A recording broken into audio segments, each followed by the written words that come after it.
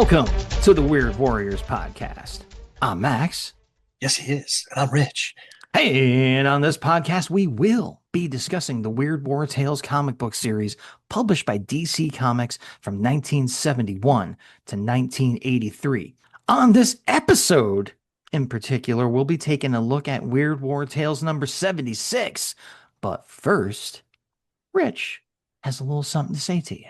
I misspoke when I said the intel report about Alien Armageddon 1944 was a one-shot.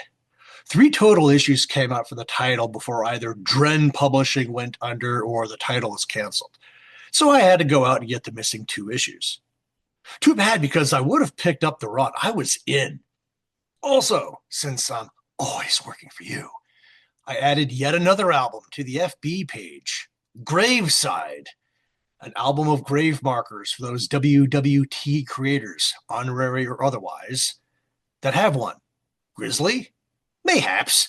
But we did include going to creator grave sites in the promo for the show, and the first Road Warriors trip was to Sam Glanzman's and Joe Sinnott's marker. So, speaking of which, I got a Find a Grave headstone request fulfilled for George Cashdan, buried at Mount Olive Memorial Park in LA, was the first flower on the page and edited his bio info.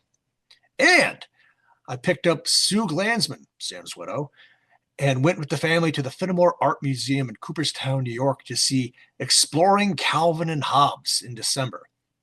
The exhibition featured original Calvin and Hobbes daily and Sunday strips, as well as specialty pieces by Watterson from his collection of more than 3,000 originals housed at the Billy Ireland Cartoon Library and Museum at The Ohio State University, which I've also been to. I've mentioned it on the show a couple of years ago. Calvin and Hobbes appeared in 2,400 newspapers worldwide at the height of its popularity. Watterson won the National Cartoonist Society prestigious Reuben Award for Outstanding Cartoonist of the Year in both 1986 and 1988. Sue celebrated her 79th birthday recently, so we paid her way at the museum and took her to lunch after. She had a great time and really got into comparing Watterson's inking techniques with Sam's. The exhibit was full of fans. Its run at the Fenimore ended when 2025 did, and I don't know where it's going next, but I encourage all fans of the strip to look it up and see if it went anywhere else. I'm going to hurt all of us a little bit by saying that strip's last new publication was December 31st, 1995, 30 years ago. Ow. Check the album. Intel report. Redcoat, an ongoing series from Image Comics since 2024. Script by Jeff Johns, art by Brian Hitch and Andrew Curie.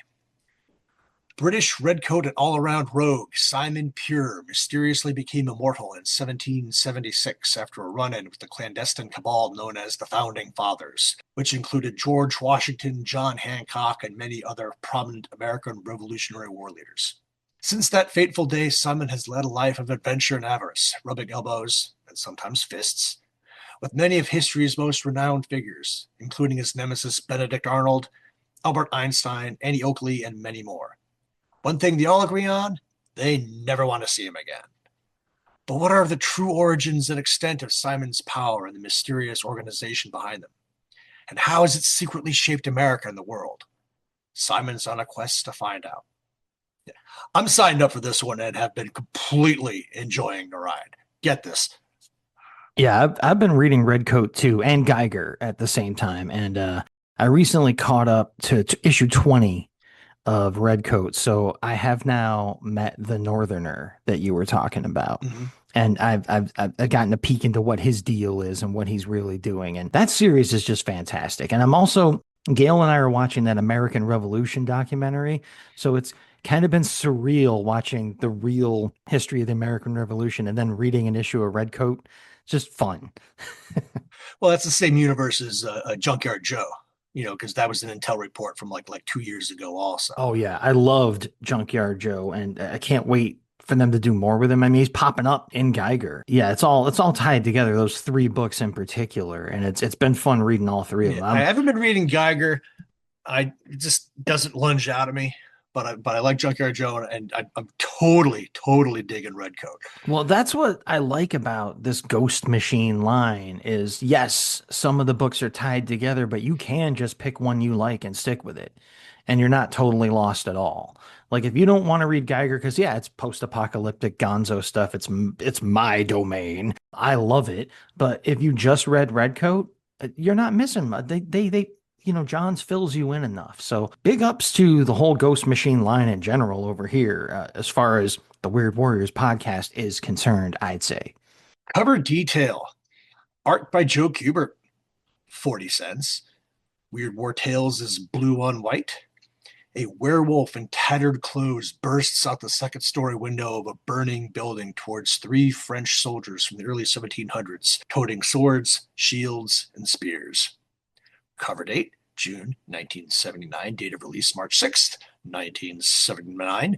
Old Comics Man, seen on eBay for anywhere between $7 and $25. No Killjoy. Max, what you got? All right, well, boom. This is a contender, I think, for one of the best ever covers of this series. Of course, on a basic level, we get an awesome, scary looking werewolf crashing through a flaming ceiling to attack a group of justifiably terrified soldiers. So the themes of the series are handled very nicely indeed from the get-go. But this cover also shows off something that really the past few covers by this esteemed artist have not, in my opinion, and that's Joe Kubert's sense of visual design. The arc of the werewolf's body frames the scene and guides the reader's eyes smoothly down to focus on the impending victims below. Thankfully, the werewolf's taint, which would otherwise be front and center in our faces like a cat's butthole, is shrouded in complete darkness, preserving the monster's modesty and the reader's eyesight equally well. Not knowing the historical setting implied by this drawing, and we're going to get into that a lot later, the soldiers' outfits seemed oddly mismatched to me. What looked like a conquistador, musketeer maybe, and some armored knight types, hey? But still, this is easily one of Kubert's best overall covers for this series, and that's saying something. Not Joe Kubert, Joe Mother Bleepin' Kubert. The master had to work on this one. The fur and muscles on the beast, the torn clothes, spraying saliva, broken wood and glass flying everywhere as flames lick his boots. A very busy cover and so well done. Our three humans are probably about to have a very bad day. Do they get what's coming to them? Do they deserve it? Or is the wolf just a mindless beast hunting its next kill? Can't wait to find out. Moving on to the inside, our introduction page. Art by Romeo Tanghal, as usual these days. Synopsis. Death looks right at you with one red eye, holding his scythe. A volley of missiles flies behind him. At his feet, a savage battle between Americans and Germans from World War II is taking place. Bodies everywhere, either already cut down or flying through the air in blasts. An exploding building, burning vehicles, smoke coiling into the sky. Death says, "This is my territory, the battlefield where I, Death, am the only winner.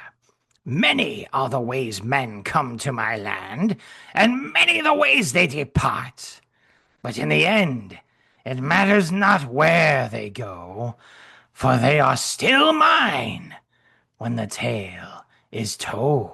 No Killjoy, CNC. The banner at the top of the page does double duty by also serving as the scythe's blade, which is almost deliberately concealed by it. The combat scene is savage, and our toothy robed Death towers over the battle.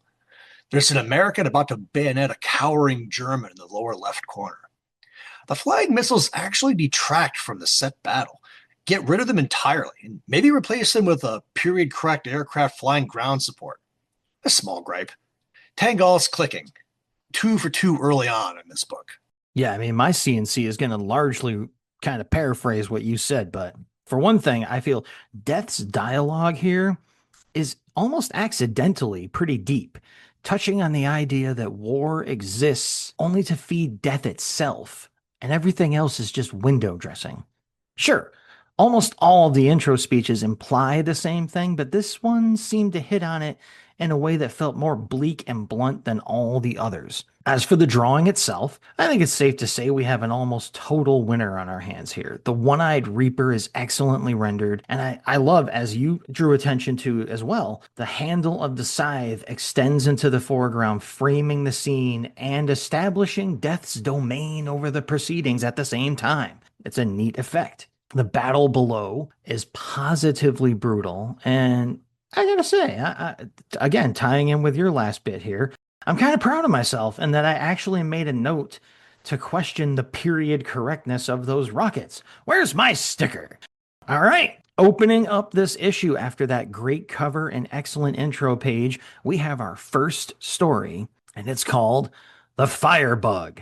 It's only 5 pages long. Hey, it's not going to be too bad for you guys. Script is by Paul Kupperberg, and art is by Howard Chaykin. Okay, maybe I take that back. We'll see. Synopsis for this 5-pager goes like this. February 13th, 1945. Less than 3 months remain until the surrender of Germany.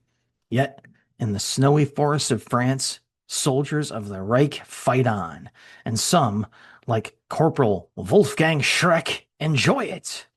3 Germans see 3 resistance fighters run toward them and open fire. One is hit, but the survivors pin the Germans down with their return fire. Wolfgang springs into action. "Do not worry, mein Freund, and stand back. These 2 are mine."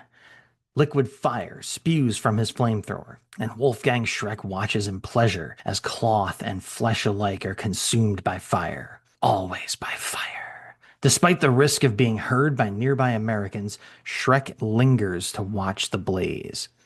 "Have you ever looked deep within the flames and seen their destructive beauty, Rudy? I have. Ever since I was a boy, fire has fascinated me. Stay with me, Rudy, and I will show you the raging glory of the fire. I and my flamethrower." Soon, the forest ends, and the 3 German soldiers find themselves deep behind enemy lines.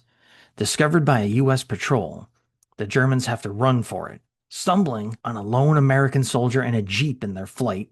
Once again, liquid fire bursts forth from the deadly flamethrower and another victim falls before Shrek's hellfire. Shrek reaches the jeep first and treacherously abandons his comrades to be cut down by American fire. Speeding away, he knows he must find a place to hide from the searching Americans. Bursting into a small house, he startles an old Frenchman kneeling on a pentagram. "Mon Dieu, a Nazi here? Jawohl, old man. A Nazi you will help to hide or die." "Huh? Was ist das?" It is nothing, monsieur. Merely Shrek hauls him to his feet. "Do not lie to me, old man. That is a pentagram used by magicians, yeah? The Americaners will be here very shortly. I will try anything, even magic, to escape them. If you can save me, you will. Or die in flames. Choose." If I must, monsieur, where would you be sent?" "To a friend, old man. To a place where there are no Americana soldiers." It shall be done." Shrek stands in the pentagram, and strange, almost animal sounds are chanted by the aged Frenchman. Green mist billows, and suddenly the world seems to disappear. He materializes in the office of his old friend Gerstein, who's shocked at Shrek's abrupt appearance. "Is that you, Wolfgang? Where did you come from, old friend?" "You would not believe me, but I wish to be with a friend, and here I am." Distant explosions startle him. "I thought I would be away from the Americana soldiers here. What is happening? I must know where I am." Shrek starts climbing a flight of stairs towards a door that leads outside. "Where? You're talking insanity. How can you not know where you are? And what is happening? Do not go out there." "I have nothing to fear, Gerstein. I was sent to friends, to safety." As Shrek opens the door, Gernstein yells at him. "Have you gone mad? Come back! You fool! You're in Dresden! The Allies are firebombing the city!" February 13th, 1945. On that date, 800 Allied bombers dropped untold tons of explosives and incendiaries on the German city of Dresden, destroying it in flames. And a man who lived by the power of that flame died under the fire's raging caress. The end. Killjoy History Minute. By February 1945, I really don't know if Germany still held any part of France. An Allied patrol might have been better served here rather than resistance members. Flamethrowers are not terribly accurate weapons, obviously. A rifle would have been better served to kill the lone American by the Jeep. I actually saw one demonstrated at a World War II encampment once. That was cool. Shrek calls his old friend Gersten and Gernston on consecutive pages. Editorial oops. The bombing of Dresden was a joint British and American aerial bombing attack on the city in 4 around-the-clock raids between 13 and 15 February 1945. 772 heavy bombers of the Royal Air Force and 527 of the United States Army Air Force dropped more than 3,900 tons of high explosive and incendiary devices on the city. The bombing and the resulting firestorm destroyed more than 1,600 acres of the city center. Up to 25,000 people were killed. Post-war discussions about whether the attacks were justified made the event a moral cause célèbre of the war. Nazi Germany's desperate struggle to maintain resistance in the closing months of the war is widely understood today, but Allied intelligence assessments at the time painted a different picture. There was uncertainty over whether the Soviets could sustain their advance on Germany, and rumors of the establishment of a Nazi redoubt in southern Germany were taken too seriously. The Allies saw the Dresden operation as the justified bombing of a strategic target, which United States Air Force reports, declassified decades later, noted as a major rail transport and communication center, housing 110 factories and 50,000 workers supporting the German war effort. Critics of the bombing argue that Dresden was a cultural landmark with little strategic significance, and that the attacks were indiscriminate area bombing and were not proportionate to military gains. Some claim that their raid was a war crime. Nazi propaganda grossly exaggerated the depth of the bombing, and the German far right has referred to it as Dresden's Holocaust of bombs, the wording of which I find grotesque. Kurt Vonnegut's 1969 novel Slaughterhouse-Five used some elements from his experiences as a prisoner of war at Dresden during the bombing. The death toll of 135,000 given by Vonnegut was taken from The Destruction of Dresden, a 1963 book by Holocaust denier David Irving. In a 2006 Rolling Stone article, Vonnegut is quoted recalling utter destruction and carnage unfathomable. The Germans put him and other POWs to work gathering bodies for mass burial. But there were too many corpses to bury. So instead, the Nazis sent in troops with flamethrowers, appropriate for our story. All the civilians' remains were burned to ashes. It was a terribly elaborate Easter egg hunt. Vonnegut had been taken prisoner during the Battle of the Bulge, a member of the Green 106th Infantry Division, which had been practically destroyed during the battle. After the war, before starting his writing career, Vonnegut worked for General Electric at nearby, for me, Schenectady, New York, and lived in the hamlet of Alplos. So let's see here. As usual, I don't read the Killjoys and the History Minutes before we record. I also have never read Slaughterhouse-Five and didn't know any of that stuff about Kurt Vonnegut. And hey, guess what, readers? Once again, reality far more terrifying than the fiction we just summarized. It's just that's insane. That's why I love that we do that you do the Killjoys here, the History Minutes and stuff. And I also had no idea that Vonnegut worked in Schenectady for part of his last I come from the same kind of stomping grounds Rich does, people. So I had no idea I was a legacy neighbor of Kurt Vonnegut at one point in my life. So amazing. So, all right, moving on to the C&C about the fiction part of this book, the actual contents of the story. I'll kick it off and say, Chaykin. He really takes us on quite a ride, doesn't he? Right off, that so-called helmeted host is hands down one of the worst objects I've ever seen depicted in a comic book, let alone this series itself. Likewise, the entire opening page is one of the blandest, laziest efforts I've ever beheld upon said printed page. The figures are so badly drawn that they look abstract in a bad way, especially the barely even a CPR dummy example on display in panel 2. I'll save some time here and keep from repeating myself too much, but after page 1, things improve quite a bit in my opinion in the art department. Not necessarily in the quality of the drawings, but definitely in the page designs and panel layouts. It's here that you can really see what is undeniably one of the skill sets that Chaykin has become quite justifiably known for as an artist. Lots of different perspectives from panel to panel, and the switch to 5 full row panels on page 3 was especially effective, in my opinion, for breaking up the beat of the story, the feel of the momentum of the story. Also on page 3, I thought the image of Wolfgang hunched over at the steering wheel was pretty amusing. And I also really liked the psychedelic special effect on page 5, panel 6, that was followed right up by a very much appreciated imitation of the classic Star Trek beaming effect in panel 7 on that same page. As for the story itself, I thought it built up to a nice twist. And also, that final panel, artistically again speaking, was pretty cool in my opinion. No host appearance in it, but as we already saw, that's probably for the best. One of the first things firefighters teach you as a kid is, if the door is hot, don't open it. Guess Rick missed that day at school. I got both of our creators to autograph the story at Terrificon a couple years ago. Check the album.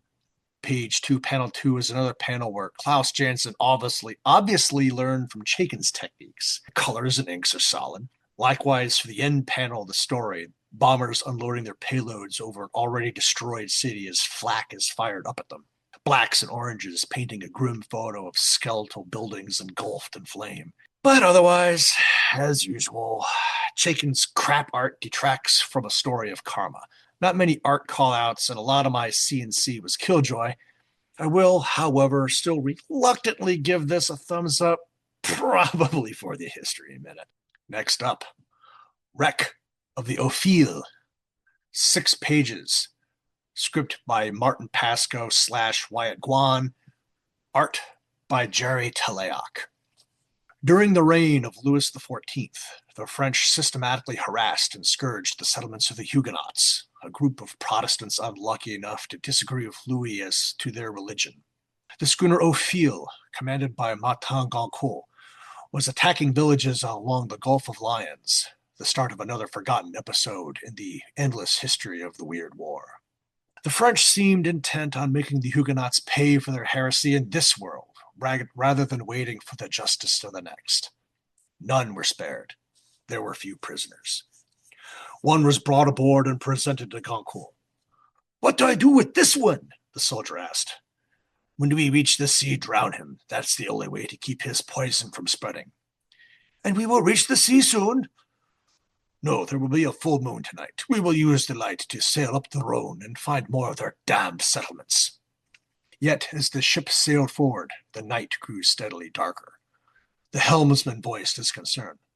"Mon capitaine, I fear to go on. The water grows shallow. It's too dark to see." "I can see. We go on." But in the next minute, the Ophir ran aground. The bow was staved in. The immense ship keeled over onto her side and went down. With the cries of drowning men in his ears, Goncourt thought he was lost, until powerful arms gripped him and hauled him from the whirlpool. On the riverbank, Goncourt choked and sputtered, waited for his strength to come back. He could not see his rescuer in the gloom until he extended his hand weakly in thanks, and the moon broke from behind its cover of clouds. A werewolf grinned at him. "Devil!" Goncourt cried. In a swoon of terror, Goncourt felt himself carried rapidly through the forest by effortless lupine strides. A phrase he had not heard since the bedtime stories of his childhood burbled repeatedly in his mind. Loup-garou, loup-garou, werewolf. The werewolf cast him into a locked cell and left him. But he was not alone. Wrapped in a winding sheet was the mutilated body of a young woman. Now Goncourt was certain that such a fate awaited him as well. The night was a horror.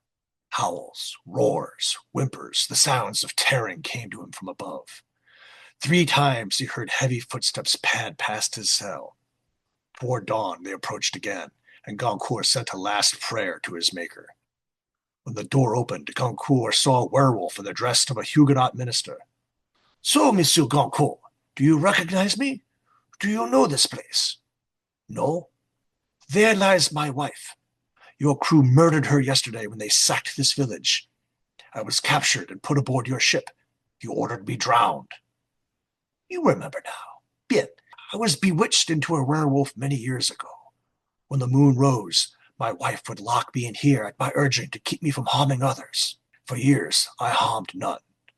He begins to transform back into a human.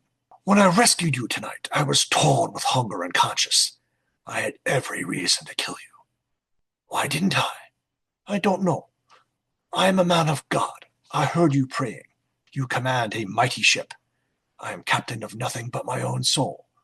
Which of us is better suited for the journey to the seat of judgment? Assassin, I have spared you. Be not ungenerous. Spare others. Released, Goncourt stumbled through the forest as the sun rose and found 2 survivors from his ship. Capitan, we feared the Huguenots had captured you. A ship has come to take us further upriver. There are many more Huguenots to be taught the true way to God. They await your sword. Your orders. My orders are to release the prisoners, then turn the ship around and return to port. I commanded. Goncourt was summoned to Paris and stripped of his commission.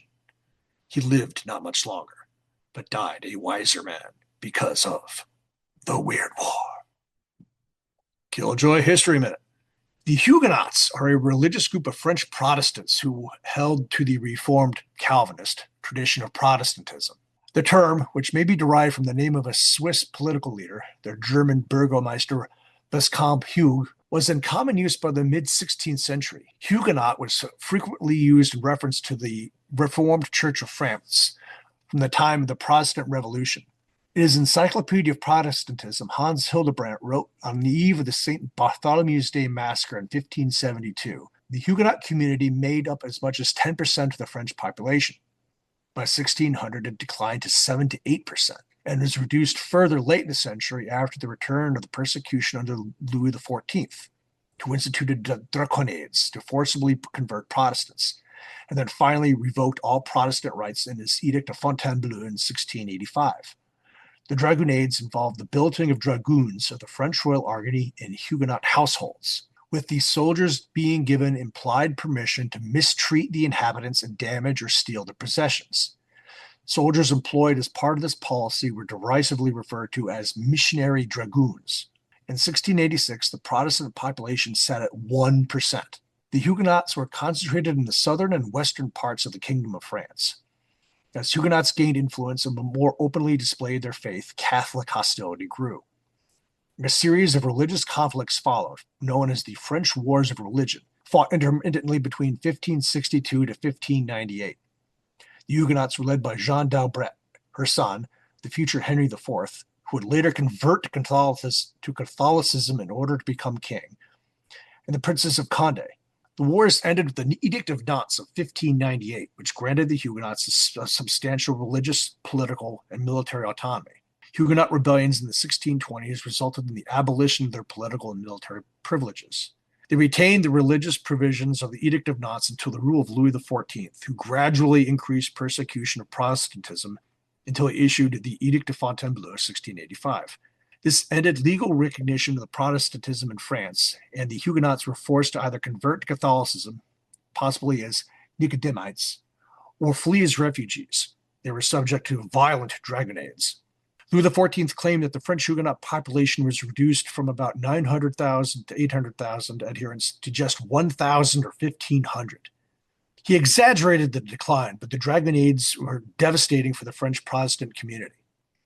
The exodus of Huguenots from France created a brain drain, as many of them occupied important places in society. The remaining Huguenots faced continued persecution under Louis XV. By the time of his death in 1774, Calvinism had all but been eliminated from France. Persecution of Protestants officially ended with the Edict of Versailles, signed by Louis XVI in 1787. 2 years later, with the Revolutionary Declaration of the Rights of Man and the Citizen of 1789, Protestants gained equal rights as citizens. In October 1985, to commemorate the tricentenary of the revocation of the Edict of Nantes, President Francois Mitterrand of France announced a formal apology to the descendants of Huguenots around the world. According to a map I found of concentrations of Huguenot populations, the Gulf of Lions in the Mediterranean was actually an area controlled by Catholic nobility, so Huguenot settling there would have been unwise at best. The Bay of Biscay and the Atlantic would have been a better place for the story. I can't find any reference to a ship of this era named Ophir, but that obviously doesn't mean much because, records could have been lost over the centuries. Say it with me, Max. It's not a werewolf, it's a wolf man. You don't have a conversation with a werewolf. He doesn't carry you around and huck you into a cell. He just rips your head off. And how is one bewitched into a werewolf? It's like a zombie, right? One bite and welcome to the club. Max, again, perhaps one can be bewitched into a wolf man. Yeah, that was certainly the case in some old stories of lycanthropy or werewolfism or whatever, especially popularized in the Lon Chaney movie Wolfman. He was definitely cursed to become a wolf. He even had a pentagram mark on the palm of his hand and everything. So that's definitely one older version of how you become a werewolf, is it can be a curse upon you. But the contagious model, which is more like vampirism, has long since become far more prevalent. So this is an odd reference to one of the older, and I think probably original versions of how one becomes a werewolf in mythology and folklore, as it is a curse put upon somebody. So probably one of the last appearances of this we'll see in a comic book, certainly. Huguenot Werewolf. Got to add that one to our list of awesome band names. Non-Jewish religious persecution? Yes, please. A piece of European history that I dare say the majority of Americans don't know anything about. So Marty Guion does a banner job of digging up a needed story. Of course, the majority of Americans don't know much about American history. So the text blocks and speech balloons did 95% of the script writing for me. So thanks for that too. The splash panel with our one-eyed death in period dress overlooking the Ophir offshore while Huguenot villages are torched, story title in the smoke, is good. I changed it in the script, but in the story, when the Ophir runs aground, it's written, the front was staved in. It's the bow. Nautical Terms 101. Very easy. Page 3, panel 1. Panel 6 is the big werewolf reveal, and the worst looking werewolf I have ever seen. I enjoyed the loup-garou reference on the next page. Page 5, panel 1 of the priestly werewolf is pretty bad also. I'll give Goncourt some credit. Going against government policies while in a position of authority is usually political suicide. Quite often, it's also a literal death sentence. The ending of the story kind of leaves that nugget dangling about his true ultimate fate. I ended up liking this one more than I thought I would. All right. So, as usual, people, I had no idea what a Huguenot even was before we got into this comic book. And I certainly had no idea that France was mired in like a religious civil war for that long against a persecuted mind. None of that. I had no idea any of that had ever happened. So once again, very cool and very disturbing to find out about right now. But as for this story, right away, they try to, and they succeed at buttering me up with a great host. And as Rich mentioned, the really cool effect of the title logo rising from the smoke of the burning settlement. Off to a great start for me. The choice of, as I just mentioned, a pretty obscure to me conflict piqued my interest as well. Panel 2 of the opening page also gives us another favorite of mine, foreground fugitive, as well as a nicely sarcastic narrative caption about how religious folks who are supposed to let God be the judge are almost always a little too impatient to actually do so, and wait for God to be the judge. They'd rather do it themselves, it seems. The layout of page 2 shifts our focus nicely, and I love a well-placed pop-out panel like the one used here in panel 3. I also couldn't help but chuckle at the exchange going on between the helmsman and the captain in panel 5. You can see? Great. But you know what, Cap? You ain't driving. Let's see how that helps. Page 3 guides us nicely through the titular wreck of the Ophir.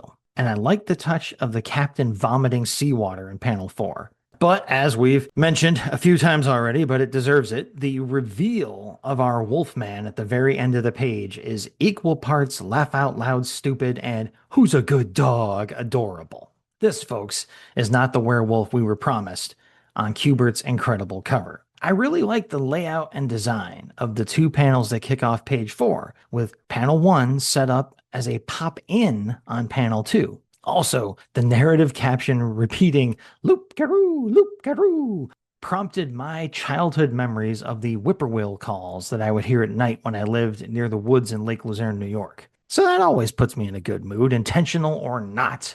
I will say, though, that the presence of a woman's corpse in the same room as the captain would have slipped right by me if not for it being mentioned in the narrative captions. It's not portrayed very well in the art at all. I mean, they could have done a little. I know you don't want to show a mutilated woman's body, but a little more in the art would have helped. On page 5, I found the all dressed up Wolfman to be just as ridiculous as my co host, and also had to read it twice that the Ophir wrecked right next to the same village they had attacked on page 1. They sailed on as the night grew darker on page 2, though.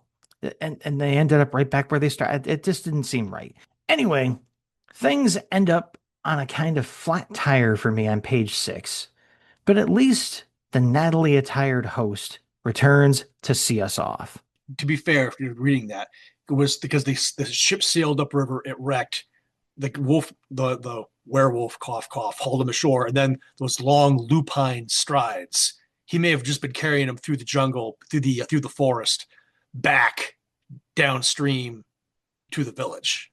I think that may have been all in one night. It just they couldn't have made it too far in the boat. Well, is what I'm saying. The ship is sailing upstream against the flow of a river slowly. It probably wasn't as far as they really think it was before the ship. Well, DC Comics doesn't give these out, but you can get your no prize anyway, I guess. That's a big thing. Anyway. Yeah, whatever.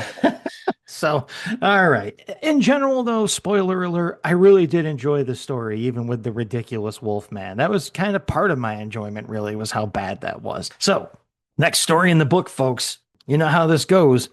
This one's called Know Your Enemy. It's another 5-pager. Script is by frequent contributor to the series at this point, J.M. DeMatteis. Pencils by only timer in a story anywhere, according to the Grand Comics database, Gail Heimbach. That is Galeheimbach, if you want to look him up and confirm what Rich found out, that this is that person's only work in any comic at all. Inks by someone who very much does not have that kind of a career profile, Joe Giella. All right, synopsis for Know Your Enemy goes like this. December 1967, a rain-swept night. The bus left the State University of New York at Geneseo 1 short hour ago, but 1 hour is long enough for bitter enemies to boil over and explode into scalding rage. Long-haired student radical Ira Gross lost a brother in Vietnam. History professor Andrew Stacher a son. And the loss has driven both men to extreme poles of hatred. Linda, a psychology teacher at the university, places herself between the two men to break up a shoving match. Gentlemen, please. The war is thousands of miles away. Must you bring its violence here? Tell it to the brainwashed baby who thinks America should coddle her enemies, Stacher snarls. Gross retaliates. You're the one who's brainwashed. You and all the other killers who want to bomb an entire race out of existence. When will you two learn that you must have compassion, not hatred, for the one you oppose? War is the enemy, not the Viet Cong or the Americans. If only you'd understand each other's viewpoint. Gross pushes Linda away hard. Oh, shove it, Linda. Since you went off to India and wrote this stupid book, all the kids think you're some kind of all-wise cosmic wizard. Well, I don't. You're just another half-wit psychology teacher to me. Her book is in his free hand. You Are Here, Guide to the Wisdom of the East, by Crazy Linda. For once, I'm forced to agree with our flag burner. If you want to convince us, Miss Crazy Linda, why don't you just wave your magical mystical wand and make us understand? The faces of the two men reflect in Linda's glowing eyes, and lightning suddenly strikes the bus, sending it flying end over end. Stature wakes in a small village in North Vietnam, his life reduced to smoldering rubble. His wife and son are dead, killed by the cursed Americans. He angrily shakes his fist at two jets flying off overhead. In the south of this small war-torn nation, Gross wakes up in a hospital bed. The doctor informs him that, while he'll be okay, his buddy is dead. No! He was my best friend! I'll kill those murderers! He grabs his rifle and leaves the hospital. Elsewhere, Stature hides and watches American soldiers massacring a whole village of innocents. He lunges from the bushes, kills a lieutenant with a garrote, and steals a rifle. Gross wades through a sea of death left by the Viet Cong war machine. Americans lying dead in a field, another impaled in a punji pit. He feels a righteous anger burning in his heart, an anger that is echoed in the heart of another. Both men stumble on, seeking vengeance for the senseless slaughter. They meet in a small, peaceful clearing. American murderer, you should all die. Commie scum, I'm gonna wipe your kind off the face of the earth. As they attack each other, there is a sound like thunder, and reality returns. The two men are back on the bus with Linda, both holding rifles. Good Lord, what happened? What did you do to us? Oh, nothing. Just waved my magic wand. Two men, consumed by hate, at long last begin to talk openly and sincerely, for they finally understand. As the sun rises and the bus drives on, crazy Linda smiles, for compassion has won a much-needed victory in the Weird War. Killjoy, if you pay attention throughout the arc of the story, Gross goes back and forth being left-handed and right-handed while holding the rifle. Oh my God, that completely went by me. That's a good catch. That is something that you would catch, though. That's right on point. So, all right, C&C for that little psychedelic number. I'll kick it off and say, okay, the host that opens this story is at least a step above Chaikin's, but that's about it. At least the bus in the panel above his debut looks like it's straight up flying through the air, just a handful of yards beneath a storm cloud.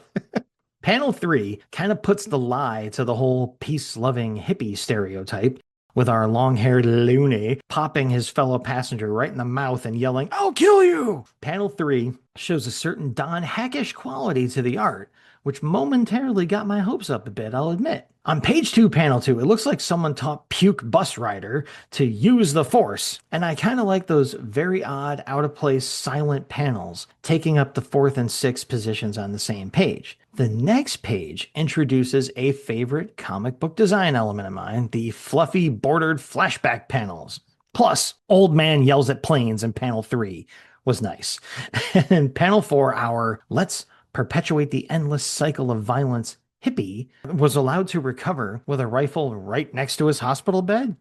Ah, dream logic. And whoever that is running around in various panels on page 4, it does not look like our fascist professor from back on the bus. I know it's supposed to be, but it doesn't quite look like him. I appreciated the almost reference to a sound of thunder in panel 4, the final page, and I was actively amused by the fact that when our dreaming duo return to reality, they are holding machine guns, but then proceed to talk openly and sincerely to each other. More guns make people more civil to each other, right? Same as it panned out here on Earth Prime. I will say that somewhere in there, this story does have a very J.M. DeMatteis message and philosophy, but that's all but totally hobbled by the way the artist depicted, well, everything. Oddly enough, this whole tale strikes me as something that would be a setup for at least one issue of Marvel's Defenders series, perhaps under Englehart's pen, more so than JMD's, even though JMD did write the final issues of that series later himself. I'll give this one bonus points for being more or less completely unhinged when you add it all up together. I've visited SUNY Geneseo a few times in my life. The fantastic National Warplane Museum is located nearby. And they put on a great World War II encampment and grass strip air show in July. 4-engine bombers flying in and out of this thing. It's pretty cool. I'm long overdue for a return. Wonder how DeMatteis pulled this school out of his hat. Our third ever Vietnam story and our second in 3 issues. I have to agree with our protagonists on one point. Your pet name was Crazy Linda? How about you had a subtitle to the book? How Not to Be Taken Seriously in 3 Easy Lessons. The long-haired peacenik gross shoving Linda is intriguing. Page 2, panel 2. Make love, not war, or I'll kill you, as Max said. He actually throws a punch that connects to Stature's face on page 1, panel 3. Oh, almost forgot. More magic lightning. Page 2, panel 5. The wheel of the tumbling bus on the next panel is an interesting detail, since this ended up being just a vision. Page 3, panel 2. Stature's dead son is holding a teddy bear. Tragedy! But did North Vietnamese kids have teddy bears? I was originally going to knock how fast Stature got from North Vietnam to South Vietnam, but this is a vision, so never mind. The punji pit scene on page 4, panel 5 is eye-catching, as is the coming right at you panel on the top of page 5. Last time you saw Joe Gell in these pages, he inked the hideous The Stand-In from issue 64. It was the dog of that issue. History repeats with the dog of this issue. I like the theme of the story, and the art had its moments, but it needs work. And for the record, those rifles are awful. Way too blocky. So that leads us straight into APO Weird War Tales. And I will lead off with a letter from no name or address given, as Max so eloquently said, the unknown sender. Yuck, yuck, yuck, yuck, yuck, yuck, yuck, yuck, yuck. Dear editor, after an extremely poor issue 70, issue 71 presented the best stories of the past year, surpassing number 64, which was the previous high. Didn't I just bag on 64? Yes, I did. Okay. What made it so was the presence of some psychological tension rather than plain blood and guts. Maybe you guys have finally learned that true horror is intellectual, not visual. Gory artwork is far surpassed by the interplay and expectations engendered by unusual and stressful plot lines. This can only be done if the reader can empathize with the characters portrayed. All the wars at once had both these essential features. The concept, wars being continually replayed, motives have no ultimate bearing for a warrior or war, was unusual, and the character of Jeff Alex was well presented. Even though the story was short, as are most of yours, let's have more book lengthers, I felt I have completely understood him. The ending was characteristically grim, but still somewhat satisfying in that Alex had retained his integrity. By contrast, False Prophet shows a man who loses what little integrity he had at the story's start. Again, he was a character I could understand, though not admire, and we see him trapped by his lack of understanding or compassion for the natives. Once more, the story presents an unusual viewpoint, that of the natives on religion. All in all, very satisfying issue. I hope it was not a fluke. And Paul responds with, we hope issue 71 wasn't a fluke, other than in the fact it was featured 3 stories that were particularly impressive to you. We generally have been pleased with the material crossing our desk in the last year or so for Weird War Tales and feel that magazine has been getting continually better. With the addition of Jerry Grandinetti in issue 79, Rick Estrada, Don Heck, and George Evans to our art staff in recent months, we have every confidence that this trend will continue. Okay, so my spotlighted letter starts off with, Dear Paul, there's something strange going on here.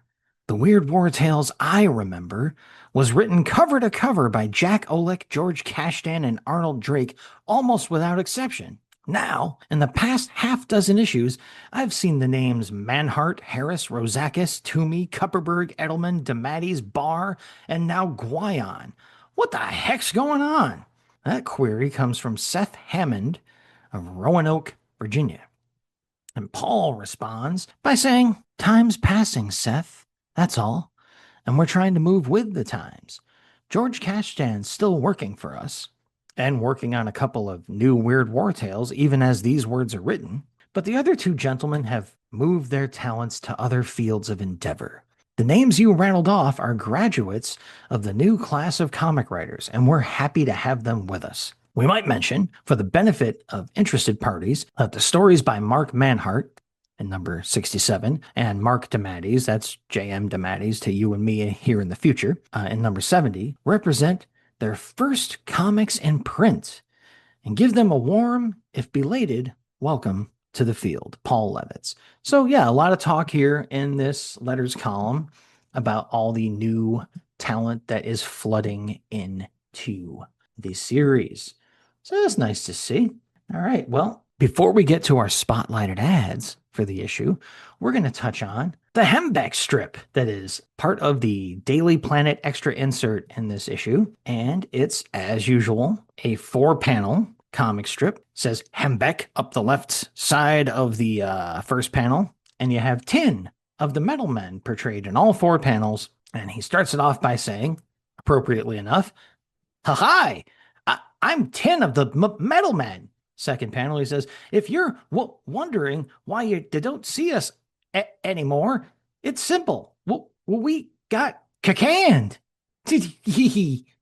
There's your joke, people. That's what you show up for. That's what you pay your money for, is the corny Hembeck joke.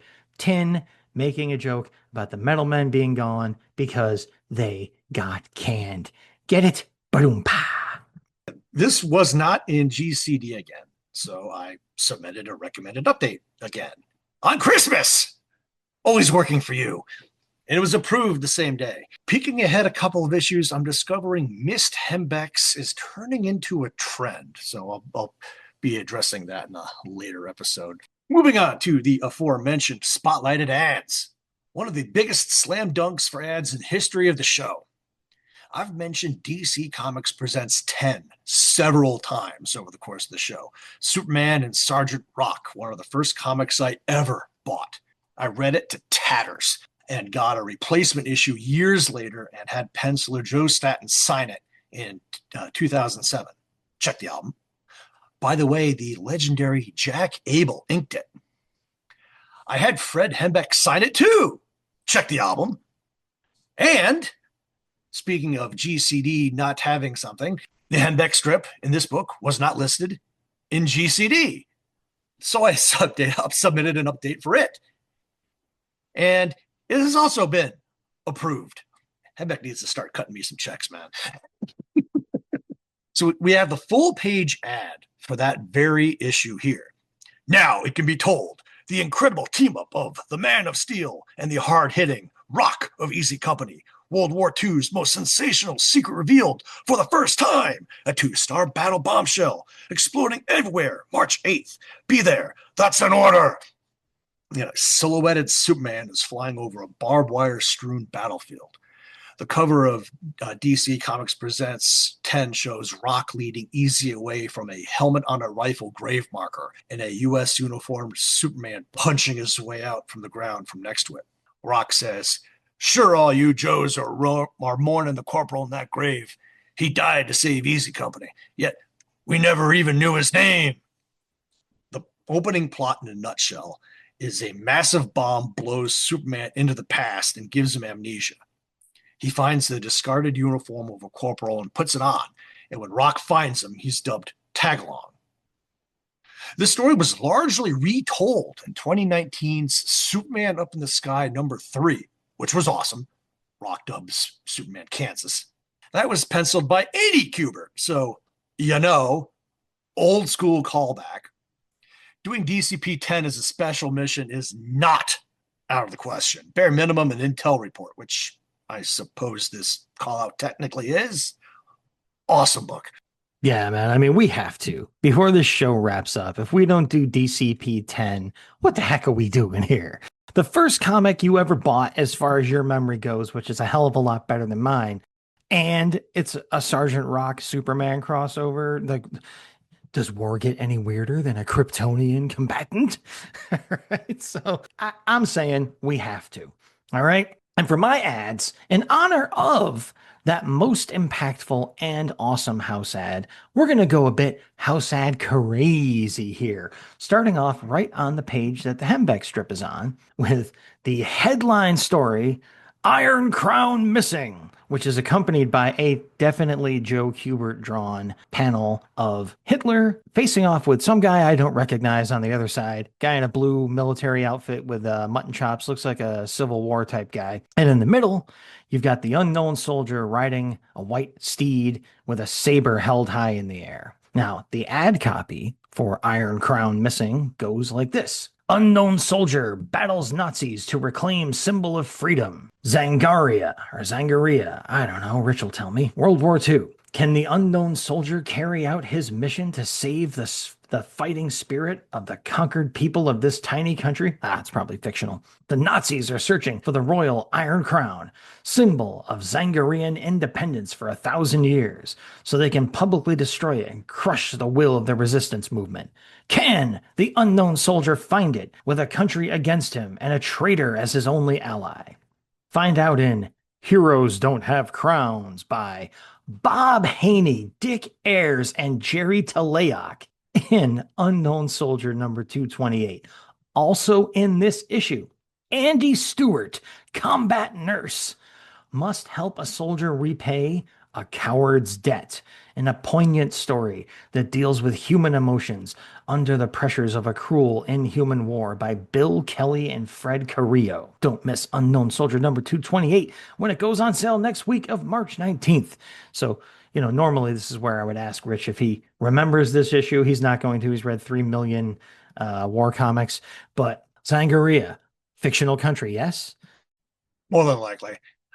I will say, like I said before, Unknown Soldier was the last of the big 5 books I got involved with because it was too much spy play, not enough boom, boom, shoot 'em up, bang, bang stuff, honestly. And honestly, I'm looking at that page and that the character wearing the blue uniform and stuff. I would dare say that's probably supposed to be Pétain. He was like, the French commander, of Vichy France, World War I vet, hero of one war, villain of the next. I might be wrong, but that's probably where they were going with that. Yeah, I mean, having read the solicitation, I would assume, okay, that's supposed to be somebody from the Sangria or whatever we're going to call this country, but who knows? I am intrigued to read that issue too, especially the backup Andy Stewart combat nurse. This is the first time I'm hearing of this character, and I am a comic book fiend, so maybe Andy Stewart's only appearance, I don't know. Unknown Soldier, look him up. Yeah, Unknown Soldier 228. If DC wasn't so bad at scanning their war comics into the DC Universe app, which again I pay for, I could read that issue with a press of a button. But I doubt it's. I have it. I can look for it pretty easily. That's cool. Because I'll probably have to do that because they don't scan their war books into that app at all. I don't know why. There's hardly any in there. So before I move on to the other house ads, I want to link to the Hembeck strip in, again, staying on the same page, the Daily Planet Extra, one of my favorite pages of any DC comics in this era, the Ask the Answer Man column, questions 5 and 6. So 1, 2, 3, 4, 5. Boom. Question 5 says, will we ever see the Metal Men or Teen Titans again? That comes from Corey Toth, and the Answer Man's answer is, the Metal Men appeared in DC Presents number 4, and the Teen Titans were in Brave and the Bold number 149. So people are asking about where the Metal Men have gone. So there ties right into the Hembeck strip. And let's see. Oh, the next question that mentions the Metal Men is not number 6, it's number 7, but whatever. It says, how much is Metal Men number 11 worth? Michael J. Murphy asks. And Bob's answer is 35 cents in good condition, which is likely cover price. So there you go. And next up on my list, I have a series of kick-ass house ads. We're going to start with the World of Krypton house ad, which brings us the team of Kupperberg and Chaykin united together again with Murphy Anderson Inks, thankfully, on this issue. The full page ad for World of Krypton has the bombastic text, come with us to the startling world of Krypton, the doom planet that gave us Superman. And you have 4 inset panels about what to expect within the issue. You see Jor-El, you see Zod, and you see Lara, so Clark, Kal-El's parents, the planet of Krypton behind, spewing those panels at you. It says 3 great issues. Presenting The Exciting Life of Superman's Father, Jor-El. Collect the series on sale April 12th, May 10th, and June 7th. Now, what's not contained in the house ad, but I want you all to look up, and maybe we'll add it to the album if Rich is feeling like it as I give him homework assignments here. There's an infamous cover, number 3 of this series, the issue that ends this little 3-issue miniseries. And I'll let you look at it for yourselves and determine why it's infamous and often represented on social media as hey, check out this cover. So there's also there's another great house ad for 2 wild westerns in this issue, which ties into also this Daily Planet Extra insert. Again, this is a great house ad in my opinion. You have a hand coming down the top of the page holding a gun, dividing the page into kind of 2 sides up top, and it says our 2 wild westerns are wilder than the West ever was. And the smoking gun barrel points down to 2 comics stacked on top of each other. One is Jonah Hex number 25, and the other is Weird Western Tales starring Scalp Hunter number 56. And also, on a banner at the bottom, they say 100-page Jonah Hex pocket comic coming soon. Look for it at your newsstands. Never saw that. And I'd kind of be interested in seeing what that looks like, but I haven't looked it up yet. So again, going back to the Daily Planet Extra, one of those books is talked about in the solicitations. Weird Western Tales number 56. Scalp Hunter failed to stop the blockade runners, but it's not too late for revenge in Fear is the Stalker by Jerry Conway, big favorite of mine, Dick Ayers, the legend, and, hey, a name familiar to us, Luis Dominguez. So, sounds like a really cool issue to check out, too. As problematic as Scalp Hunter might be, that sounds like a fantastic issue. All right, so there we go. That is the spotlighted ads section for this issue, such as it is. My rambling is done for a minute, and I'm going to shut up while Rich tells us if he's got any last words. Yeah, while you were rambling, I looked up that cover and yeah. Like I said, it's a good one, isn't it? I see what they were talking about. So, last words.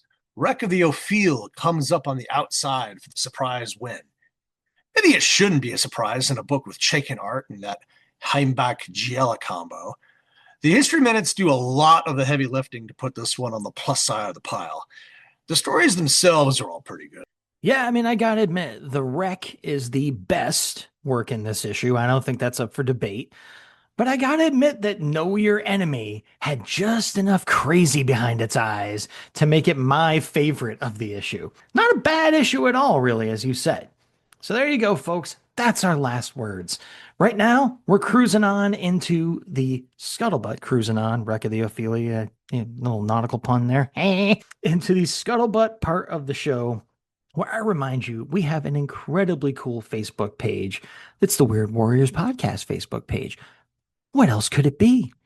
And you can go there and see all kinds of cool stuff, not just the stuff we've talked about. We're going to put in the album in this episode, but all kinds of neat stuff that Rich gives you over there to talk about, spend your time on, and actually enjoy some of your time on the internet. How about that? Try that for a change, okay? We have that. We also have a presence on redbubble.com where you can order any of their merch, the panoply of merch. Is that a word? I think it is.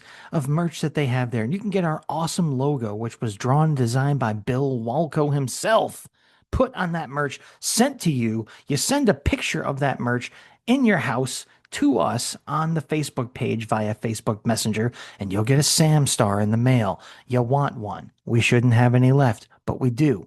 And maybe if someone gets merch and gets a Sam Star, I'll put a few more videos up on the YouTube page, but I'm not promising anything. Again, we have a YouTube page. There's like 80 videos up there. It's the Weird Warriors Podcast YouTube page where you can enjoy audio. Don't worry, you don't have to look at us, but audio of our episodes with a picture of that issue's cover or whatever the heck is appropriate for that video. If you like listening to stuff on YouTube or you have a YouTube premium account or whatever, you can enjoy this very show on YouTube as well. Ain't that something? All right. And that's my bit of the scuttlebutt. I'll set you all free and let Rich carry on. Well, again, as you were rambling, I dipped on over to the Grand Comics database real quick to look up Andy Stewart, Combat Nurse. And 228, that was the last ever appearance. He showed up in 3 total series, 3 straight, 226, 227, 228 of Unknown Soldier. Stories were called Rendezvous, The Iron Fist, and Coward's Debt, all 6 pages. So didn't catch on apparently. See, that's what you get though when you have Rich as your co-host, people. He is working while the show is going on. Live updates on the Weird Warriors podcast. Going on to my part of the scuttlebutt, aka Free Plug Volume 6. That's entertainment. New England's pop culture emporium since 1980. Primary location at 244 Park Avenue, Worcester, Mass. A sprawling location that your co-hosts have haunted more than once over the years, but not as often as we should. They buy, sell, and trade popular cultural, entertainment merchandise and collectibles and feature new and back-issue comics, old school and modern video games and systems, toys, vintage, new, and imports, D&D, Magic the Gathering, new and used board games, vinyl records, used and new, sport card packs and singles, autographs, Japanese imports, posters, and more. Check them out on FB or go to their website, https. That's e.com. Which just brings us to the true ending of the show, our teaser for the next episode. Weird War Tales number 77. 1. Full-length battle tale. 3. Brothers with a psychic bond fighting a surreal enemy from land, sea, and air. No! APO Weird War Tales. See ya in 14. Lots of numbers in this teaser. Hey, man, take it easy. I'm an English major. What's with all this math? I was promised there would be no math. All right, people, that is the true end. The end of what, you ask? Well, it's the end of the Weird Warriors podcast. And who are we to end such a thing? Why, I'm Max, he's Rich. We're the Battling Bros. We're the Weird Warriors themselves. And as I mentioned, this is the Weird Warriors podcast. And that is still a podcast on which Rich and I promise to make war No more.